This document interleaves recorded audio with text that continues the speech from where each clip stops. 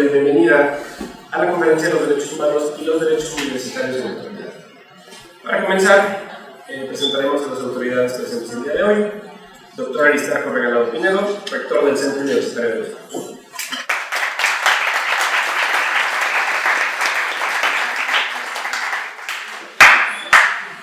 Licenciado Carlos Alfonso Palafox Velasco, secretario administrativo.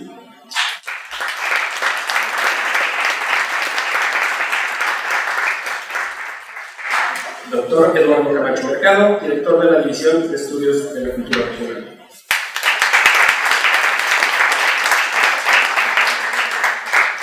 Conferencista, el doctor Dante Jaime Aro Reyes, defensor de los derechos universitarios de la Universidad de Guadalajara.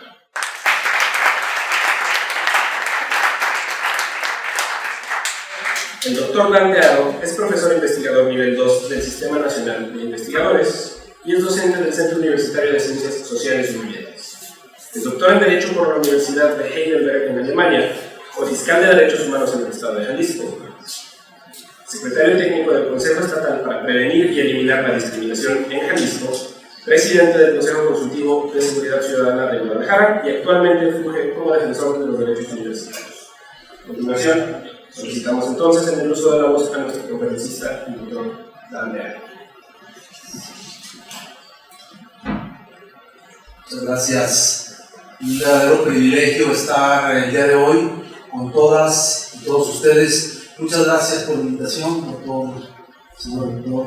Muchas gracias por tener esa iniciativa y darnos la oportunidad de estar aquí en este importante centro universitario. Muchas gracias por la oportunidad, doctor Regalado. Gracias a las autoridades, a su equipo de trabajo, sobre todo la oportunidad que me dan el día de hoy de estar aquí, los académicos, profesores directivos, sobre todo alumnas y alumnos de este centro universitario. Muchas gracias por la oportunidad. Es para mí un verdadero privilegio. Me acompañan dos de los tres visitadores. Está la maestra Violeta Sandoval, que es nuestra segunda visitadora. El doctor Enrique Arámbula Maravilla, que es también el tercer visitador.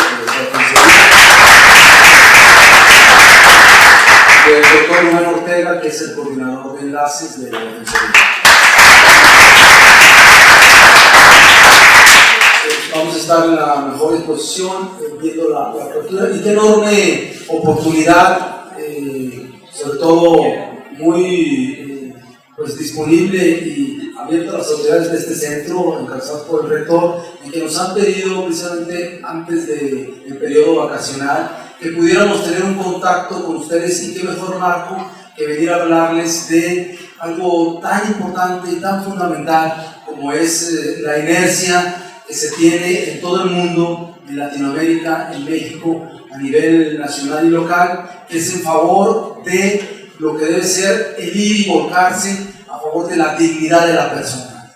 Y este es el primer punto, poner, esa es la parte de los derechos humanos, todas las políticas públicas, todas las políticas institucionales, dar ese paso hacia poner en la parte antropocéntrica, es decir, poner al ciudadano, poner al poblador, poner a la parte del habitante, y en este caso la alumna y el alumno, en el centro de todas las políticas para poder, a final de cuentas, privilegiar lo que son sus derechos. Y en ese sentido es la nueva perspectiva que se da. Nosotros vamos a ir en un tránsito de lo general a lo particular. Entonces, no sé si quién me puede ayudar con el siguiente.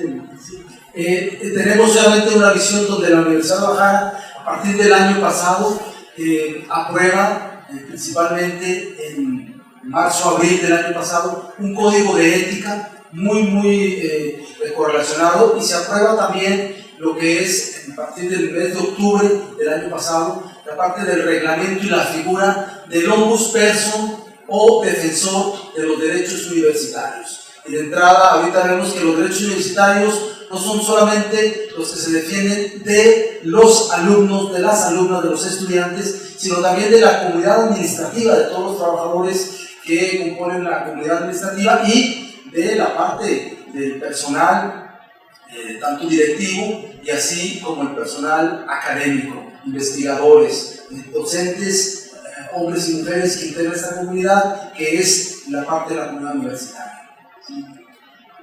Entonces está la parte del primer punto en esta conferencia, que a mí me gustaría obviamente tener al final las palabras del doctor, el rector, y sobre todo la participación que pudieran tener ustedes, que estamos al final de cuentas en esa disposición.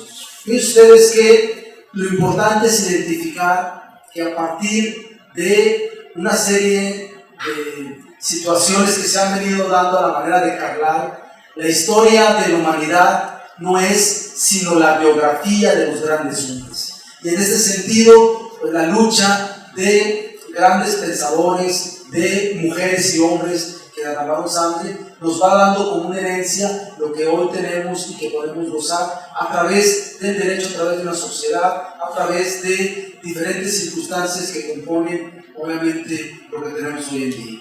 Y uno de ellos es que hay ya la parte de algo que estaba, la parte del justnaturalismo, el reconocimiento del conjunto de prerrogativas inherentes a la naturaleza de la persona. Es decir, por el simple hecho de ser una persona, ser un ser humano, ya se tienen una serie de garantías que tiene que proteger el Estado, ya se tiene una serie de consideraciones propias que deben de atenderse. Esos son los derechos, cuya realización efectiva resulta indispensable para el desarrollo integral del individuo que vive en una sociedad jurídicamente organizada. Es decir, la parte de derechos, prerrogativas y una serie de circunstancias de escudo protector que le otorga cualquier Estado-nación hacia una persona, inclusive antes de nacer, una vez nacida, desde su vida, y después en la parte de que haya muerto, es decir, los derechos que se tienen son derechos ganados por una serie de cuestiones históricas que a final de cuentas por el tiempo voy a dejar fuera. ¿Sí? Pero fíjense ustedes que el reconocimiento que se hace a la manera de los diferentes pensadores desde el punto de vista jurídico, sociológico, fisiológico, la parte de la filosofía, la parte de la antropología, es decir, nos dan lo que es un valor de la persona por encima de cualquier realidad y la dignidad como ser humano. Eso, a final de cuentas, es poner la dignidad de la persona en el punto más alto. Los que somos prodignatarios, inclusive vemos que la dignidad de la persona está por encima de las constituciones de cualquier Estado-nación. Primero la dignidad y luego las constituciones. Desde luego que esta es una lucha histórica que se ha dado. La Organización de las Naciones Unidas, con cerca de 197 Estados miembros, empieza a final de cuentas a dar esa parte de que nosotros hablamos de una mundialización de la parte que tiene que ver con la raza humana, que esa es la parte no solamente de Occidente, sino ya todo lo que al final de cuentas compete a la parte de la preservación de la dignidad de la persona. Y el valor de la libertad como fundamento inmediato es otro de los parteaguas que se dan. Y hay principios y características que vienen a detonar lo que los derechos humanos, los derechos de las personas, como base fundamental de una constitución, es decir, el núcleo fundamental, la célula fundamental de una constitución lo componen los derechos humanos. Roberto Bobbio, Michelangelo Bovero, la parte de Jürgen Habermas y sobre todo la parte que tiene que ver con todos estos andamiajes de filósofos, antropólogos y juristas han venido detonando, es la parte de que se identifiquen los derechos humanos en cualquier carta magna. Por eso son principios fundamentales. La progresividad, es decir, lo que se ha alcanzado ya no se puede volver atrás. Si ya alcanzamos un reconocimiento, que no se regrese. Ese es el valor de la progresividad, que no haya discriminación, y es una parte muy importante. Hay que decirlo que hay dos grandes reformas en México de los últimos 10 años, que es la reforma de junio del 2008 en materia de seguridad y justicia, pero sobre todo del 10 de junio del 2011 en materia de derechos humanos, que alcanza la parte que tiene que ver con, no, al menos en teoría, y que cada persona obviamente sea respetado y que tenga la libertad de todo lo que le rodea sin ser discriminado. En la parte de la irrenunciabilidad, que una persona quiere decir que renuncia a uno de sus derechos, son irrenunciables, por el simple hecho de ser una persona. La interdependencia, es decir, van a vivir, van a ser, a final de cuentas, independientes uno de otro. No se puede, a final de cuentas, quitar un derecho. Y pongo un ejemplo de la parte de los que son de las personas privadas de su libertad. Se les acota en ese momento la parte de su derecho a la libertad, por alguna característica, por algún proceso, normalmente con una sentencia jurisdiccional que haya sido, a final de cuentas, condenatoria.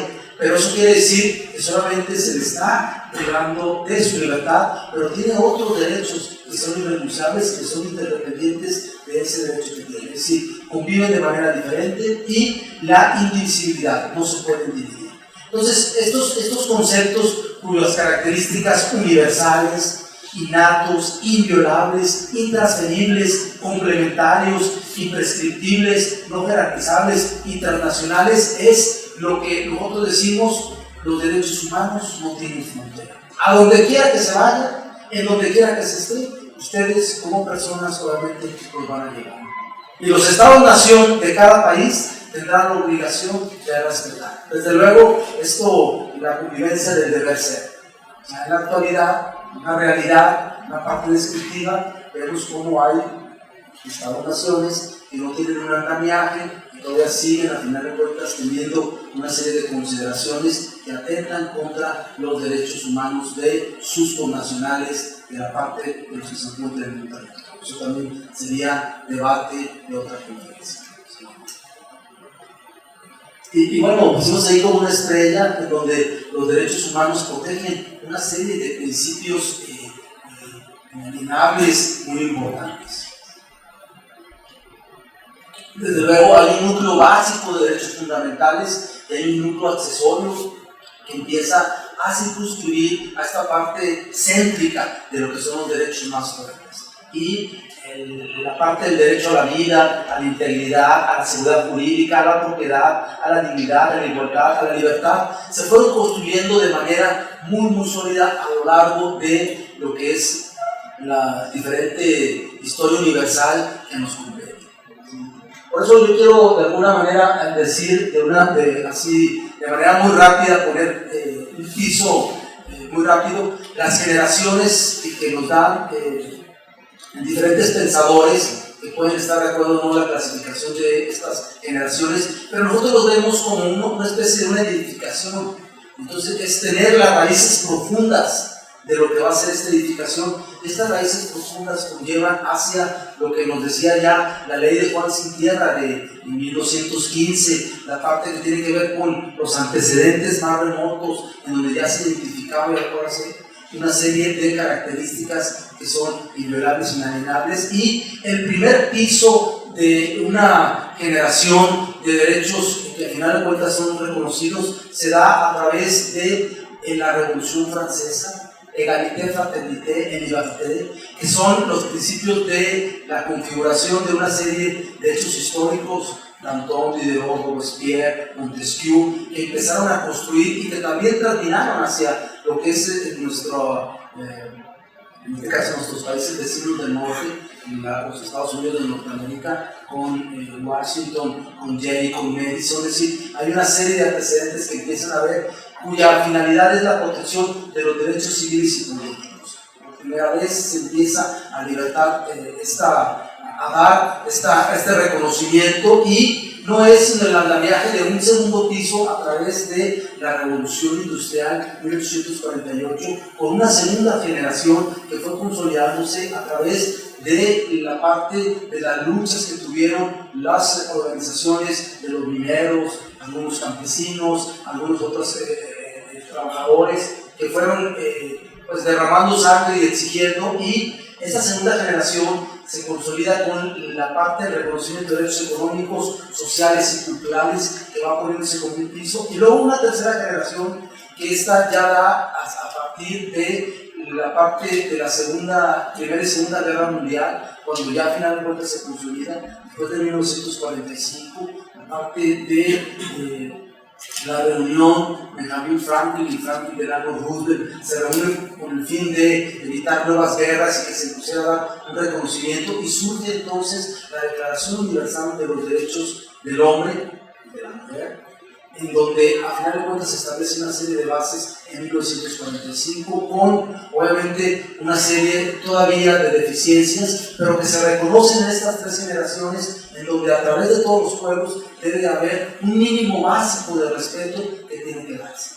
Países como la África, como Asia, países en este caso con una religión musulmana, con otras características, dictadura militar, etc., hacían obviamente la parte de los grandes retos que se tienen que llevar en todo el mundo, visibilizando obviamente las necesidades, pero ahí estaba el deber ser ya echado a la parte. Hoy se habla a partir de las nuevas generaciones, de la parte que tiene que ver con nuevos descubrimientos, avances tecnológicos, de una cuarta generación de derechos, que es la parte de el diferenciar y el que no se puede otorgar, o la brecha que se abre entre los que poseen o tienen acceso a estas nuevas tecnologías, el internet, la nanotecnología, la biología molecular, una serie de descubrimientos, y entre los que no tienen este tipo de posibilidad de acceso a esto. Esos es los derechos de cuarta generación, y que al final de cuentas se tienen que dar con la situación de ver hacia el futuro lo que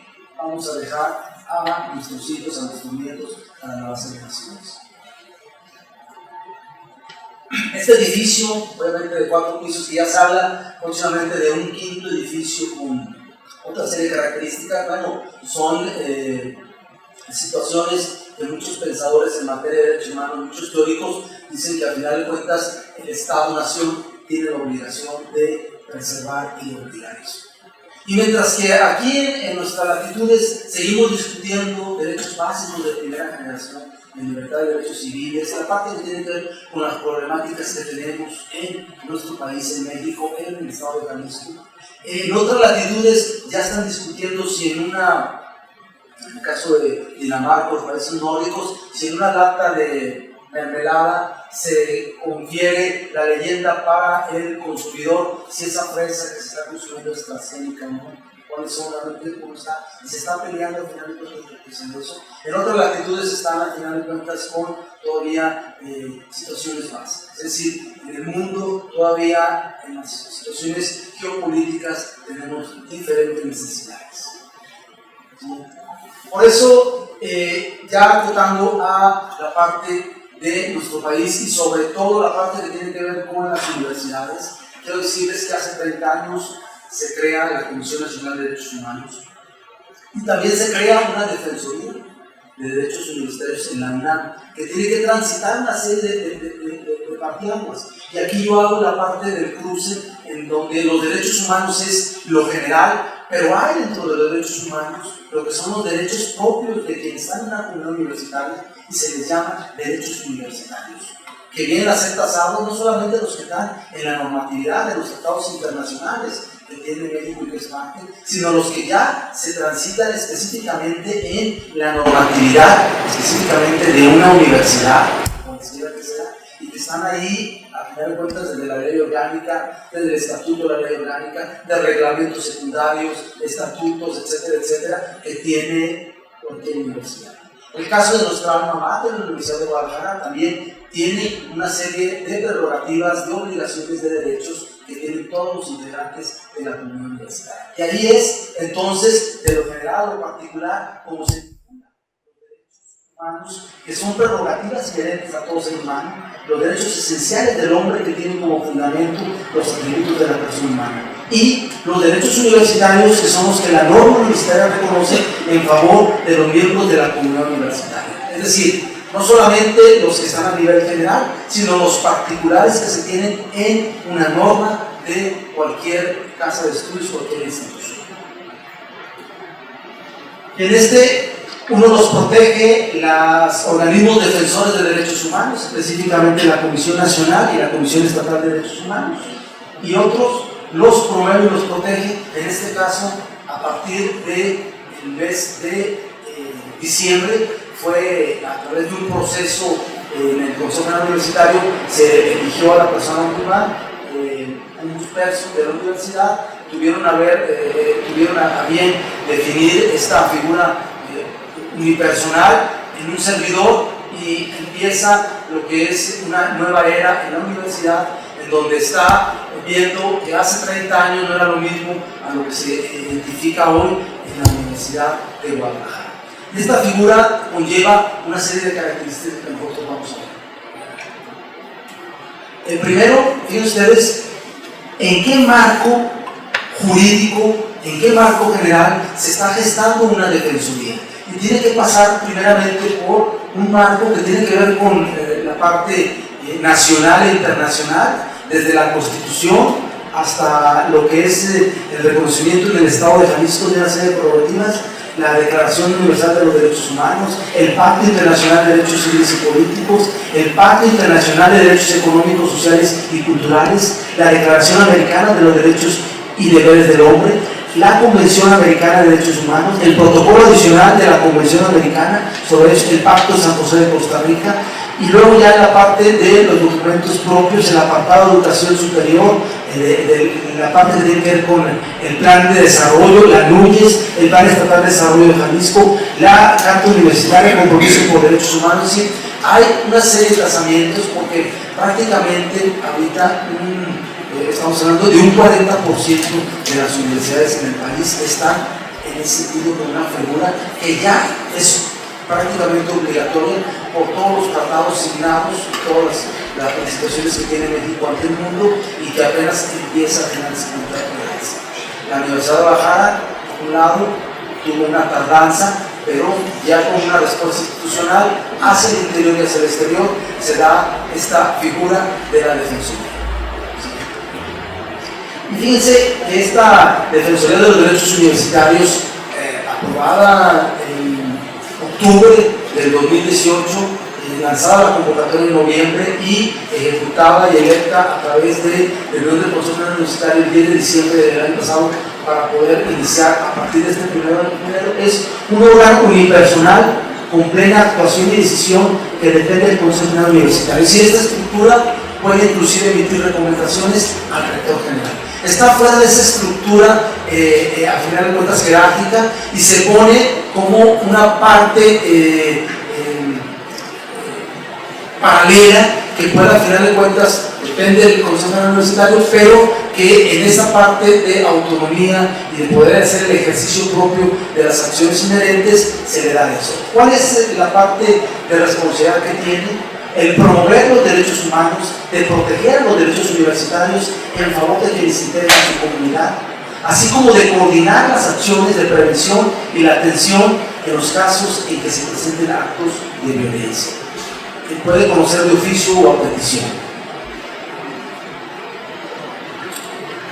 Obviamente esto conlleva a empezar a dar respuestas, conocer de oficio, es decir, hubo un ejemplo, empiezan a salir a través de redes sociales, Twitter o Facebook, situaciones como el movimiento Me Too, y que al final de cuentas eso nosotros empezamos a detectar y empezamos a abrir quejas de oficio para poder ver.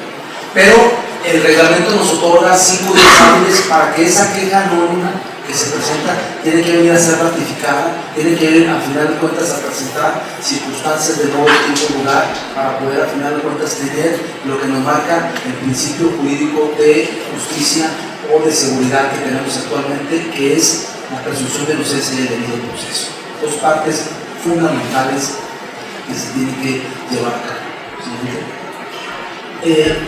Obviamente en proteger, el atender, investigar, tenemos obviamente en la Defensoría no solamente la parte reactiva, sino la parte proactiva de conciliar, de mediar, de la resolución de conflictos a través de medios alternos, la parte de realizar una serie de actuaciones propias para poder apoyar a quien ha sido víctima de una situación en que se ve afectado. Siguiente, por favor.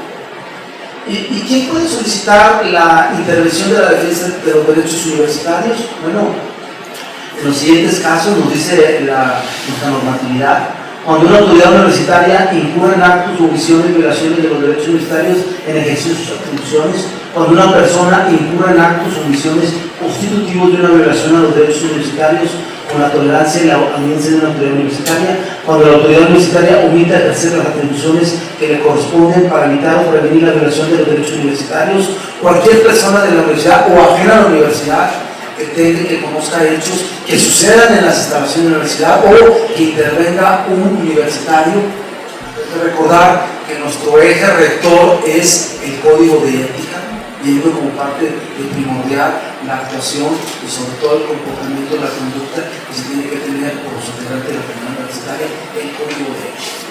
¿Sí? Y entonces, al final de cuentas, cualquiera que considere vulnerados los derechos que le dan a la universidad universitaria y que tenga conocimiento de alguna violación o derechos universitarios. El que nosotros podamos tener con alumnos, con estudiantes, alumnas, con profesores, con al final de cuentas autoridades, que se conviertan en los ojos y los oídos de la Defensoría, es una parte que nosotros estamos aspirando como una visión al futuro y que podamos consolidar el tener principalmente una cultura de paz y no violencia en toda nuestra red universitaria. Nuestro eje es que no haya actos de violencia, que se puedan anticipar, que haya una prevención, y esa cultura de prevención y sobre todo de no violencia, lo que se le llama la cultura de paz. Queremos establecer la parte de en cada red universitaria centros o espacios que se conviertan en esta parte de centros de paz. Dice Johan Galtung que la violencia es que hay un conflicto sin resolver.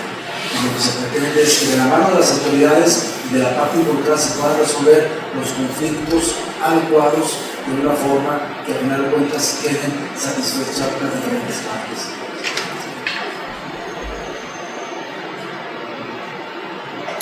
Y ahorita es un esquema, si queda liderando, es un esquema donde estamos nosotros viendo que llega una queja, cualesquiera que sea, por WhatsApp, por internet, por vía telefónica, apersonándose directamente, llenando un formato, o sea, de manera presencial, de manera distante, de manera anónima, de manera remota, a través del correo electrónico, se podrán recibir quejas y entonces se toma nota por parte de la Secretaría y es donde entran ya la figura de los visitadores para poder realizar la investigación respectiva.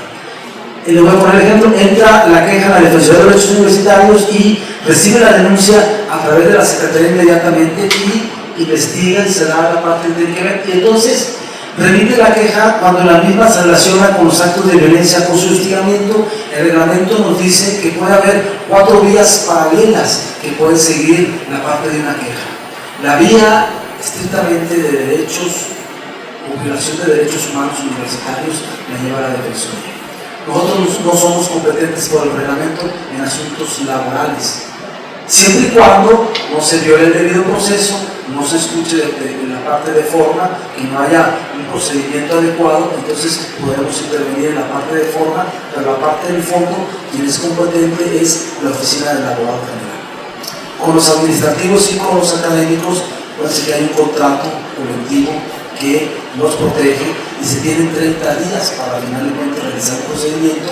Por eso es la parte de los tiempos cuidando, porque tiene que mandar traer a la parte de la representación sindical, las comisiones de realizar un procedimiento que le hace la oficina del abogado general. Cuidamos nosotros desde la Defensoría que se respete la parte del debido proceso. Siguiente. Si hay la posible configuración de un ilícito delito, inmediatamente nosotros estaremos acompañando, dando una asesoría integral a la víctima, no solamente atención médica, asesoría que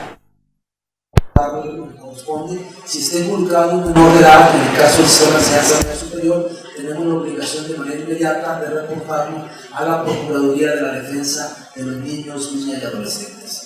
Y en ese sentido la parte penal se cuida, la parte laboral, la oficina del abogado general. Y siguiente, también se abre un procedimiento que se emite por parte de la Defensoría las recomendaciones. Las recomendaciones son no vinculatorias, pero para poder negarlas se necesita dar argumentos sólidos, si no también ocurre en falta la autoridad que la está negando. Y en ese sentido se va a la Comisión de Responsabilidades y Sanciones, tanto del Centro Universitario como del Consejo General Universitario, dependiendo del caso que se trate. Es una responsabilidad de tipo administrativa que puede al final de cuentas tener tanto cualquier integrante responsable de la comunidad universitaria. La parte que tiene que ver el desahogo, el procedimiento de queja por parte de la Defensoría, siguiente, la admisión, la parte de la investigación y la parte de una resolución. Todo eso en el marco de una imparcialidad, objetividad, profesionalismo y siguiendo presunción de inocencia y debido proceso. Es decir, 4 asuntos pueden correr siguiendo sus diferentes plazos para que pueda, al final de cuentas, ser sancionado una persona que ha cometido una irregularidad o ha, al final de cuentas, faltado a la parte de la normatividad. Desde luego, también existe la potestad de lo que es la Defensoría de Derechos Universitarios de otorgar de manera inmediata, cuando tiene conocimiento de un hecho, otorgar lo que se llama la burbuja de protección a través de medidas precautorias o medidas cautelares que vienen a final de cuentas a no ser de fondo, sino ser provisionales y que lo único que pretenden es proteger a la víctima o a la presunta víctima de que se le pueda ocasionar un daño mayor o irreparable. Y en ese sentido, a final de cuentas, las medidas precautorias se otorgan de inmediato con la finalidad de proteger los procesos y sobre todo la esfera de la dignidad, la integridad de la persona que a final de cuentas ha sido afectada. En este sentido, tenemos solamente lo que es el esquema y yo quisiera dejar más bien en la parte de esta situación de derechos humanos y derechos universitarios el que pudieran ustedes también preguntar lo que a final de cuentas no haya quedado muy claro para poder dar contestación, agradeciendo nuevamente por todo el estar. Muchas gracias por la oportunidad y gracias a todos ustedes. Gracias.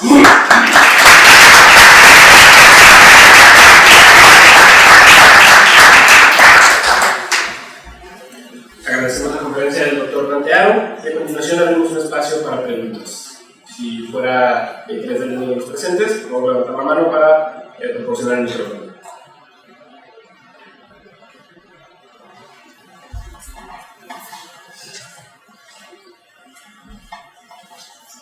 Gracias, doctor. Agradecerle su tiempo para visitarnos. Es usted bienvenido.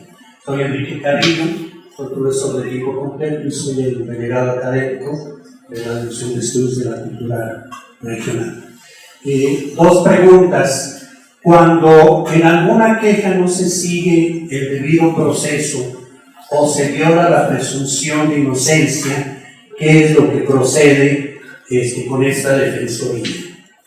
Y la segunda pregunta que está relacionada con ello es la ley reglamentaria del artículo 6 constitucional, ¿cómo aplicaría cuando sucede eso, que se viola el debido proceso y la presunción de inocencia? Muchas gracias.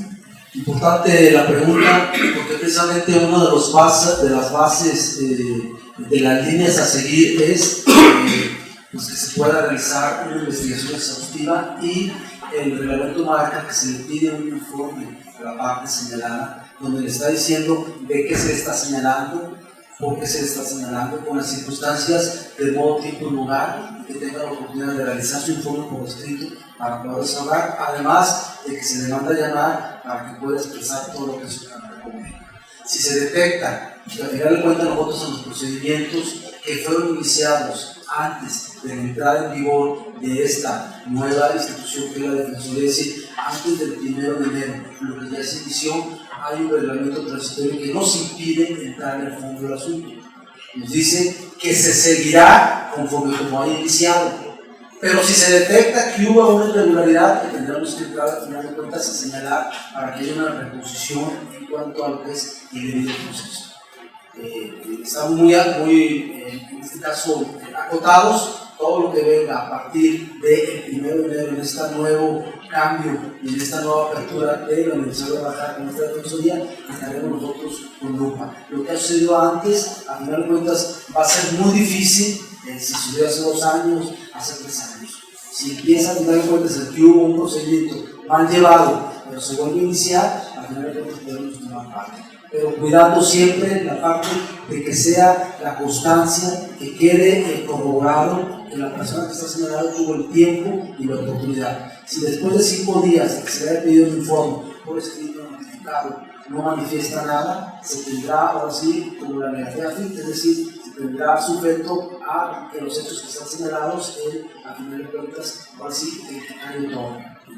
Entonces, sí se tiene que cuidar muy claramente eso, y hay que decirlo, que en algunos casos quien afirma, en casos específicamente muy sensibles de situaciones sexuales, como son cuestiones de realización oculta, es muy difícil que se pueda dar, pero se tiene que investigar con el antecedente, con la parte de testimoniales. Hoy, los medios de información y las tecnologías, cualquier persona puede tener un teléfono, grabar, tener una diapositiva, una fotografía, una circunstancia que pueda al final de cuentas presentar con otros testimoniales y que pueda al final de cuentas darse, para no afectar la fama o la parte que tiene que ver con la dignidad de otra persona que injustamente haya sido señalada. Se han dado casos y que al final de cuentas se tiene que cuidar de manera muy precisa el que las corroboraciones que se den tengan al final de cuentas sustento para darse. A veces queda entre una persona y otra que la palabra de uno contra otro y que se tiene que investigar de manera muy clara. Tenemos realmente las disciplinas auxiliares que nos ayudan con, a final de cuentas, la realización de diagnósticos y peritajes de manera médica y de manera psicológica que pueden ayudarnos a poder encontrar este tipo de detenidos. Pero si una persona es señalada y tiene antecedentes de que ya se señaló antes, o que tiene exalumnos, o que tiene otras personas que se han dado, o compañeros de trabajo, todo eso va a contar para que al final de cuentas se pueda llegarse a lo que queremos en esta es, de manera muy direccional, separar las células cancerígenas que tenemos, es decir, separar las manzanas podridas que pudiera haber de la comunidad. No sé si me pude dar respuesta. Tenemos espacio para otra pregunta. Buenas tardes. Yo considero que este tipo de espacios son fundamentales para que todos estemos más atentos a la información, que la tengamos para poderla después conocer los debidos procedimientos. Y la pregunta es, este tipo de conferencias son como un indicio, pero ¿en dónde más podemos dar seguimiento para poder dar difusión de la información?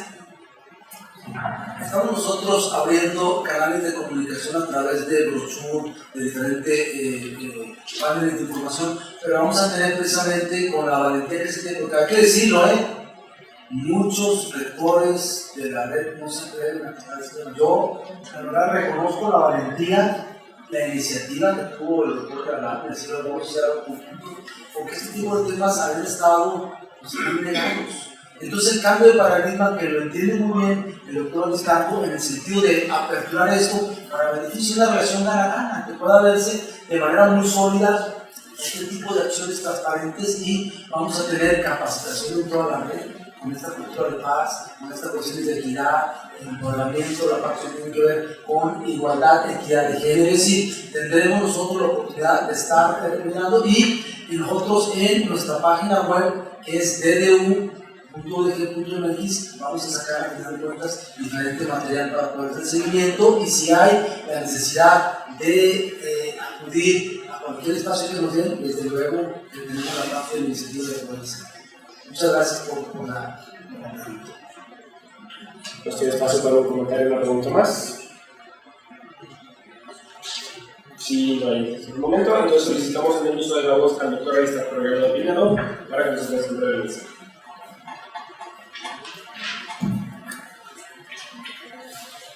Buenas tardes, doctor Dante de Ao, buenas tardes, comunidad universitaria.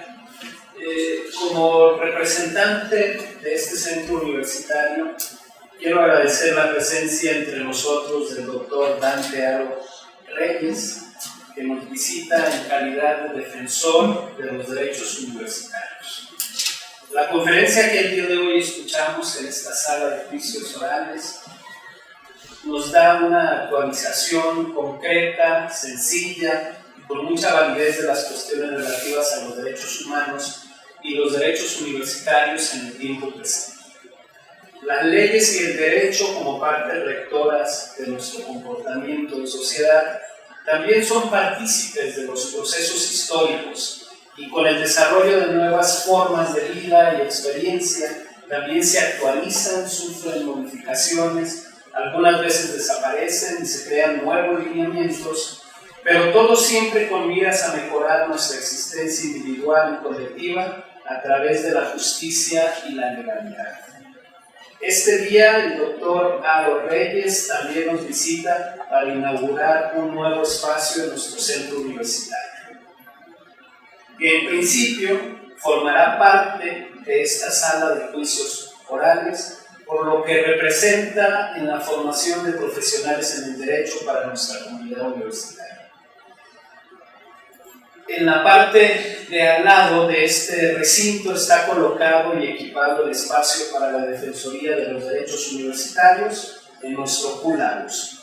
Y es en ese lugar donde nuestra comunidad podrá acudir a atender los asuntos que requieran intervención de las autoridades universitarias para promover los derechos humanos, proteger los derechos de quienes integran nuestra comunidad universitaria, contribuir a la cultura del respeto y sana convivencia, así como coordinar acciones de prevención, atención y seguimiento a los actos de violencia que puedan presentarse.